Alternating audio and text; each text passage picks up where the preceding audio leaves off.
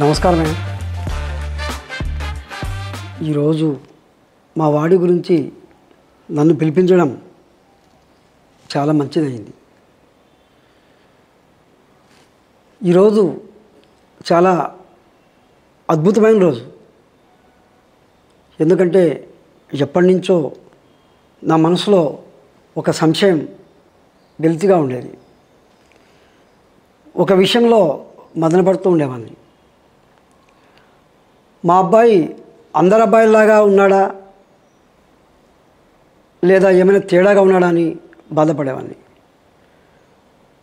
మా నాన్నగారి దగ్గర పెంచి ఏమైనా తప్పు చేశానా అని చాలా అనుకునేవాడిని.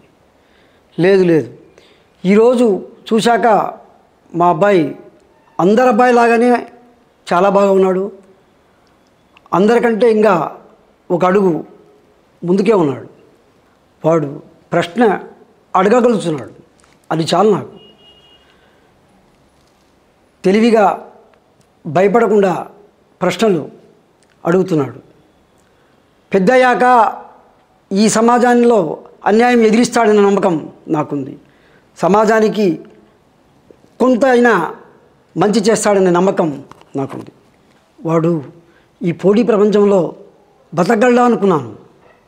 హాయిగా బతకగలడు. మిగతా పిల్లలతో పోటీ పడలేకపోయినా పర్వాలేదు, కానీ మంచి మార్గాలు వెతుక్కుంటాడు, గౌరవంగా జీవిస్తాడు.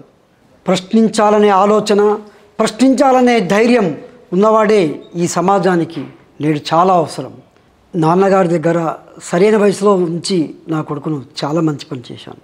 సానబెట్టి వజ్రంలా తయారు చేసి నా చేతిలో ఉంచారు. ఇప్పుడే ఈ వజ్రం విలువ తెలుస్తోంది. పోతే మీరు మా అబ్బాయిని ఏదో చెప్పొద్దని నన్ను చెప్పమంటున్నారు.